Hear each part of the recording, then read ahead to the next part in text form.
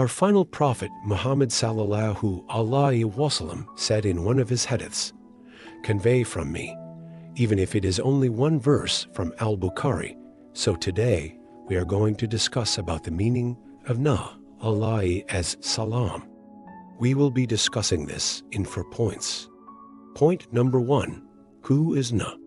Point number 2, what happened to Nuh and his followers?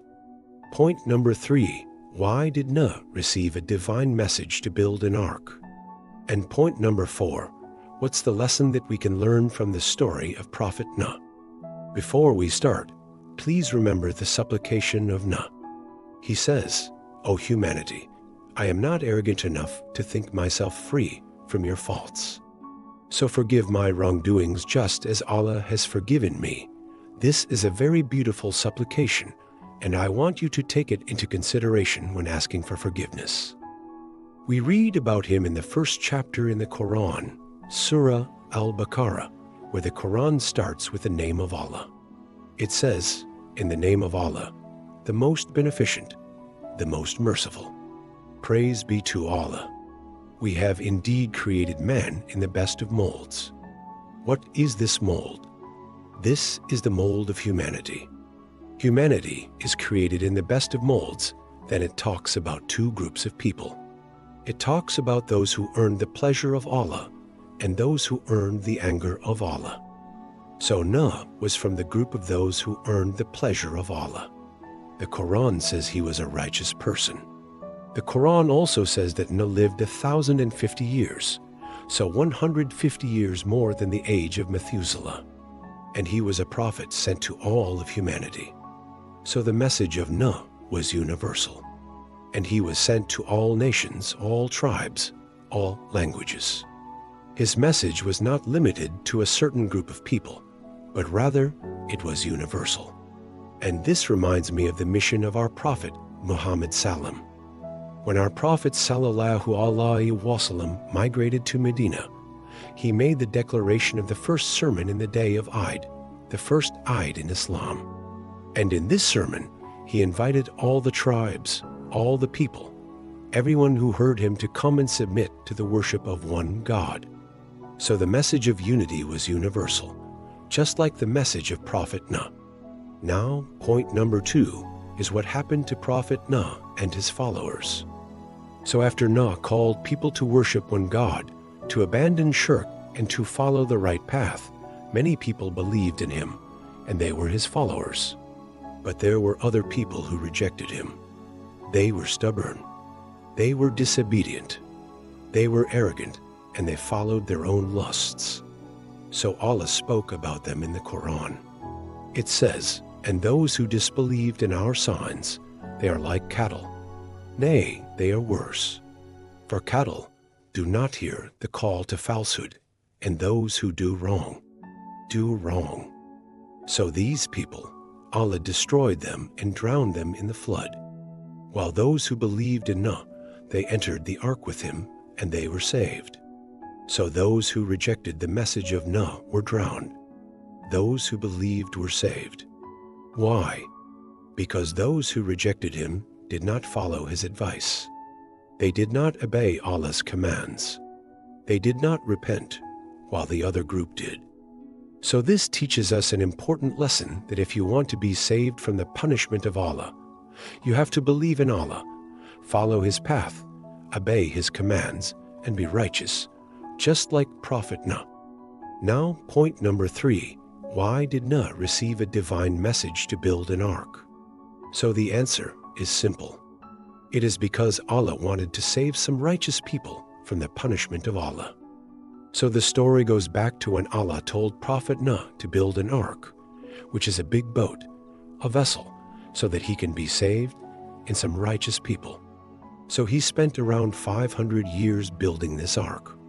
And when Allah said, "Get into the ark, you and your family, and from every kind of living creature, 2 of every sort, that it may be a sign for them," so Noah built the ark according to the exact specifications of Allah. And when it was completed, Allah sent rain for 40 days and 40 nights to destroy all living creatures that were outside the ark. So the rain continued for such a long time to destroy all life, all nations, all people that rejected the message of Prophet Nuh. So this is why Allah sent this great catastrophe, the flood, to punish those who rejected His message. Now, many people ask me, or maybe you might ask, how could Allah be so unjust to destroy all living creatures? How could Allah destroy all this life that He created? So let me remind you of something. When Allah created everything, He set laws. He set a system. And one of these laws is that when you go against nature, nature will go against you. When you go against the laws of Allah, Allah will go against you. So Allah created humans and gave them free will. So if you use your free will to choose good, you will enter paradise. If you use your free will to choose bad, you will enter hell. And also Allah gave the animals and everything else their lives and set their system. So if you go against their lives, their system, they will go against you. So the same thing happened here. People disobeyed Allah, so Allah sent against them this punishment. You know, when you have a dog, you feed it, you take care of it, you love it. But if the dog bites you, what do? You put the dog to sleep. You get rid of the dog because the dog went against its nature, which is a living creature. It's supposed to be friendly. It's supposed to be tamed. It's not supposed to bite. Same thing happened here. People rejected the message of Nuh. They disobeyed Allah. So Allah sent this great calamity to punish them. Now, point number 4 is what's the lesson that we can learn from the story of Prophet Nuh. There are many lessons. I will mention 2 lessons. The first lesson is that you should always follow the prophets of Allah. You should always listen to the message of the prophets of Allah. You should follow their advice.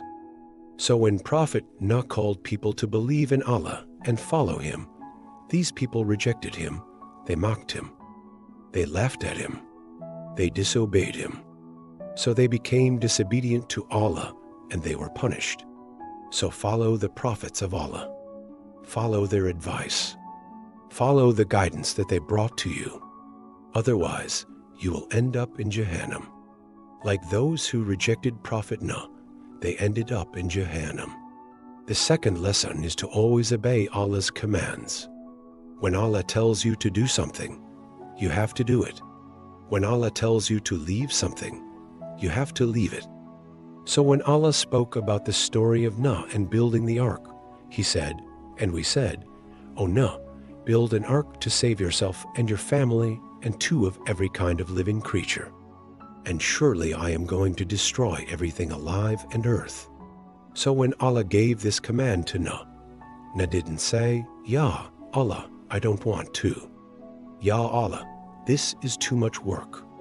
Ya Allah, I don't want to build it. No, he didn't say that. He said, yes, Allah, I will build it. And he started building it without complaining, without being arrogant. So we should always obey Allah's commands and never go against them. And we should never feel that what Allah asked us to do is too much. So we learned from the story of Prophet Nuh how he was a patient person. He was obedient to Allah. He was righteous. He was a good man. He was a good father. He was a good husband. He was a good human being. May Allah Almighty make us from those who believed in Prophet Nuh. May Allah make us from those who follow the prophets of Allah. May Allah make us from those who obey Allah's commands. And may Allah make us from those who earn His pleasure. So thank you for watching this video. Please like this video, share it and write in the comments section any DUA that you want or any advice or anything you want to tell us. And we will see you soon in another video. Thank you.